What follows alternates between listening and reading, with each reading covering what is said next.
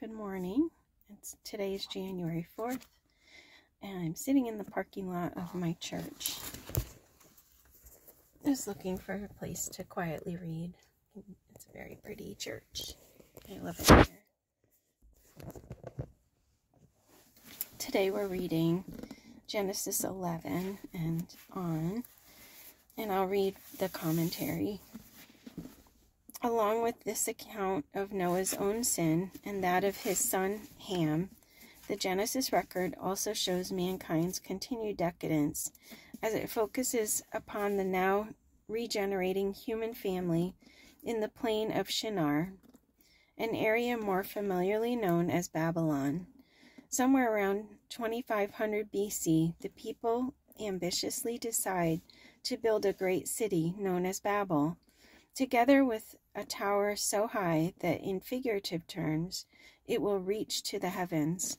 This is by no means the first city ever to be built, and the tower itself is probably designed in very similar fashion to the Babylonian ziggurat temples, the ruins of which will still be found centuries later.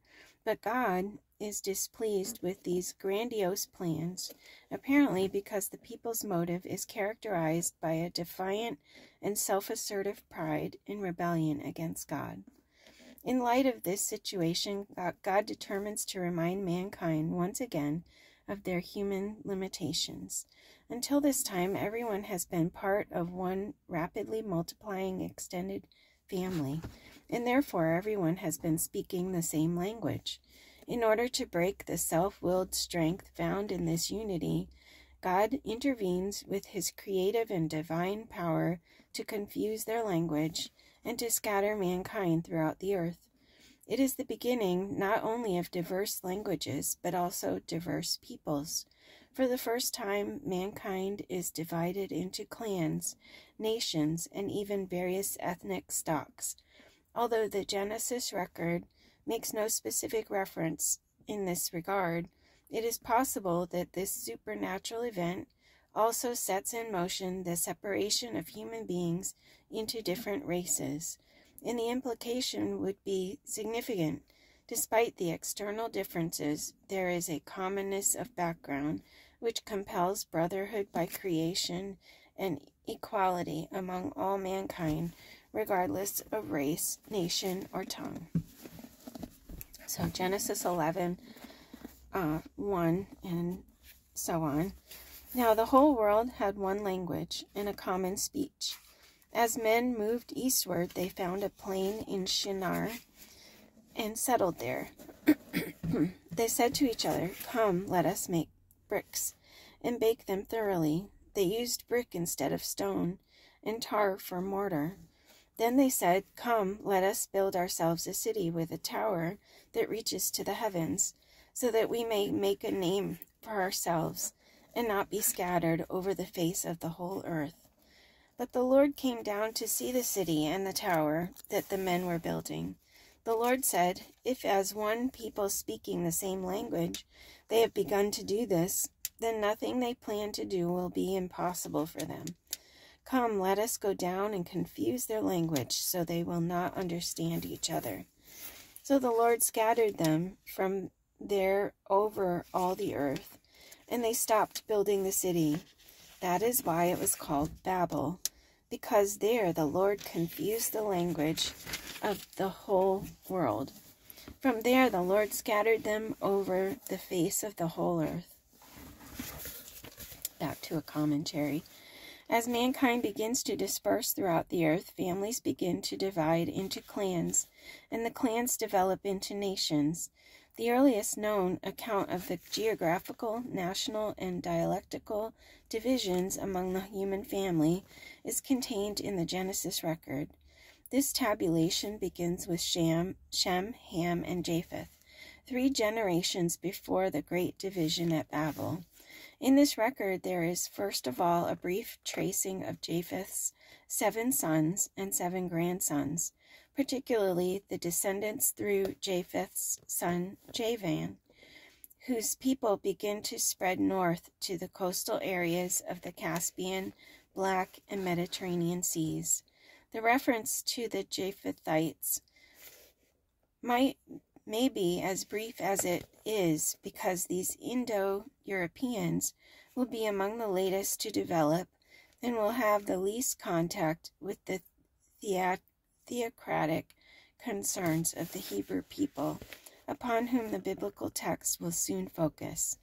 The Table of Nations gives more attention to the descendants of Ham, perhaps because they will develop early and be founders of the first empires, and perhaps also because it is with these peoples that the Hebrew nation will have both its closest association and many of its conflicts.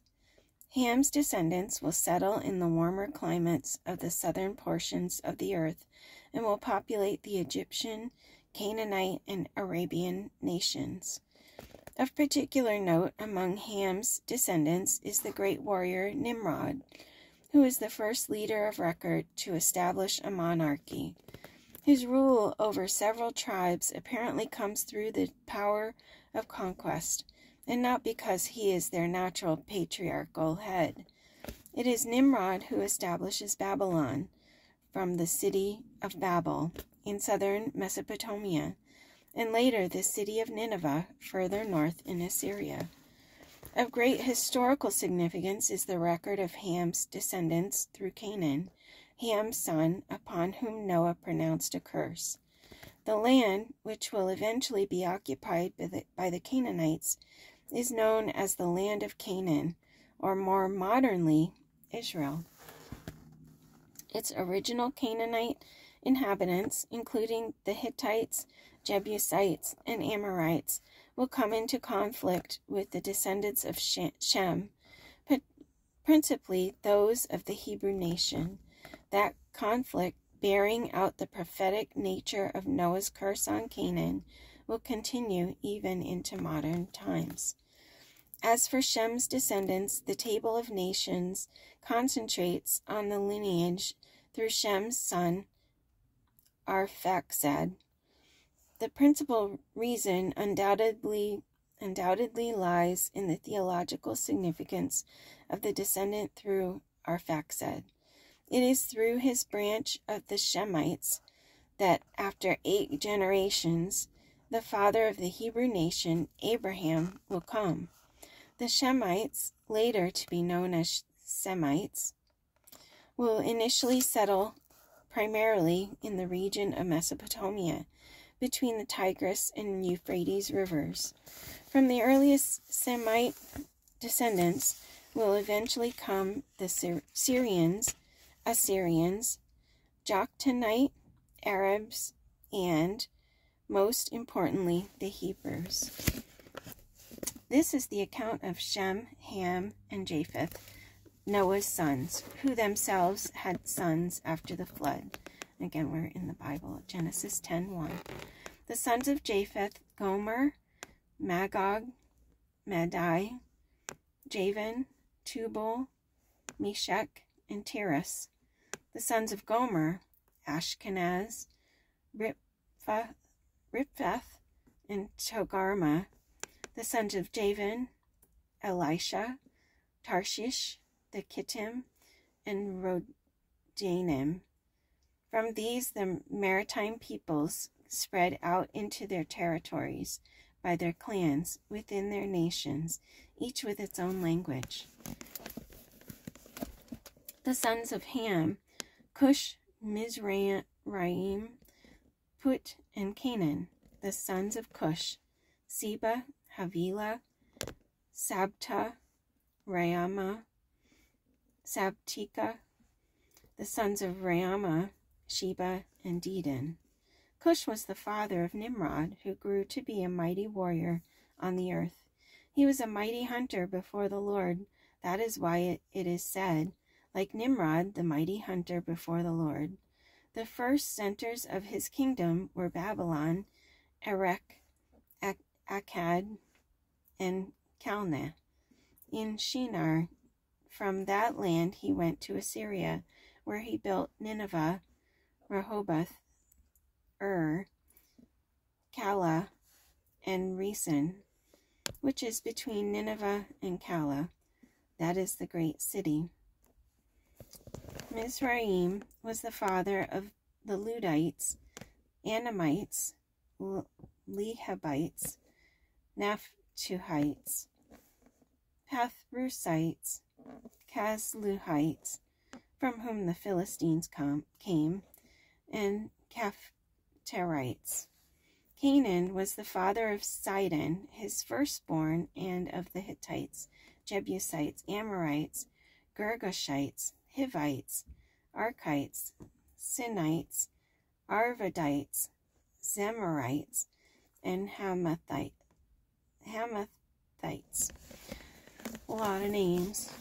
Later, the Canaanites' clans scattered, and the borders of Canaan reached from Sidon toward Gerar as far as Gaza, and then toward Sodom, Gomorrah, Admah, Zeboim, as far as Lasha.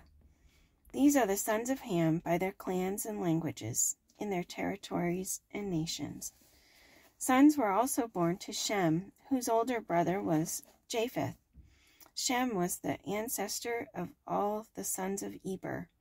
The sons of Shem: Elam, Asher, Arphaxad, Lud, and Aram. The sons of Aram: Uz, Hol, Gether, Meshach. Arphaxad was the father of Shelah, and Shelah the father of Eber. 2 sons were born to Eber. One was named Peleg, because in his time the earth was divided.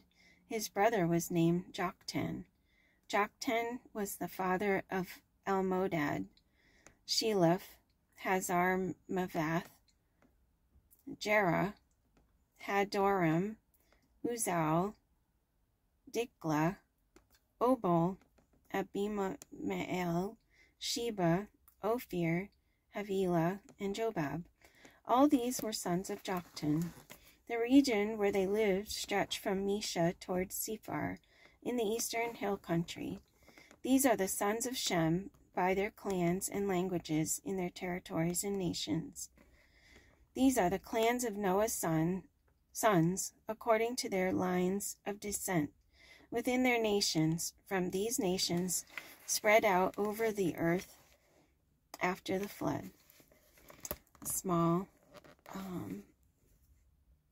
commentary. Following the tabulation of the nations, the Genesis record falls mostly silent upon the earth, in the earth's inhabitants, except for the descendants of Shem through Arphaxad, Shelah, Eber, Peleg, and others down to Abram, who, known later as Abraham, will become the father of the Hebrews. This is the family of promise, through whom God will preserve religious and moral truth. It will be through the Hebrew nation that God will ultimately speak to the whole world. Therefore, it is important for the Genesis record to trace Abram's ancestry back to Shem, who through his father Noah descends from the first man, Adam. And Genesis 11:10 continues, this is the account of Shem. 2 years after the flood, when Shem was 100 years old, he became the father of Arphaxad. And after he became the father of Arphaxad, Shem lived 500 years, and had other sons and daughters. When Arphaxad had lived 35 years, he became the father of Shelah. And after he became the father of Shelah, Arphaxad lived 403 years, and had other sons and daughters. When Shelah had lived 30 years, he became the father of Eber. And after he became the father of Eber, Shelah lived 403 years, and had other sons and daughters.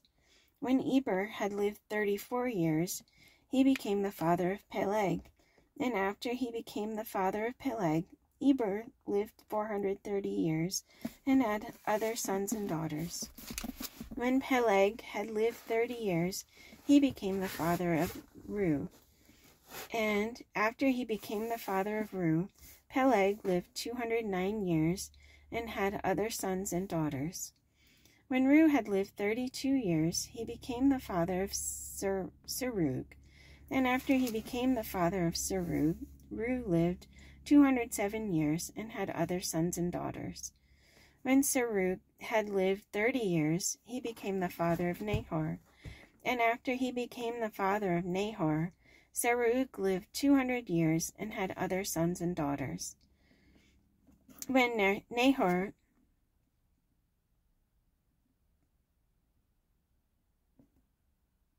Did I skip a verse? When Serug had lived 30 years, he became the father of Nahor. And after he became the father of Nahor, Serug lived 200 years and had other sons and daughters. When Nahor had lived 29 years, he became the father of Terah. And after he became the father of Terah, Nahor lived 119 years and had other sons and daughters. After Terah had lived 70 years, he became the father of Abram, Nahor, and Haran. Another commentary. It is interesting to observe in this account that there is a gradual decline in the longevity of Shem's descendants. Shem himself will live 600 years, but by the time of Abram, the typical age at death is about 200. Also noteworthy is the fact that the firstborn child is born much earlier than ever before. Except for Shem and Abram, most of the men in this lineage are in their 30s when their first son is born. The combined result of earlier longevity and now decreasing lifespans is that there are surprisingly few links in the chain from Adam to Abram. Adam lived beyond Methuselah's birth, and Methuselah was still living when Shem was born. Assuming that Abram was not Terah's firstborn son, but as other scripture seems to indicate, was born when Terah was 130 years old, Shem will predecease Abram by only 25 years. So the ties between Adam and Abram in the first 2,000 years from creation are indeed close ones. The Genesis record pauses briefly at this point to give a special account of Terah's family. Included in the account is an introduction to Abram's nephew, Lot, who will become a central character in events to follow. Equally significant is the fact that Abram's wife, Sarai, has not yet given birth to a child. Amidst a culture in which the woman's role in bearing children, especially sons, is of vital importance, Sarai's barrenness will take on increased significance. Of major importance at this point is the record of Terah's journey from Ur of the Chaldeans, located somewhere south of the lower Euphrates, to the city of Haran, some 600 miles north.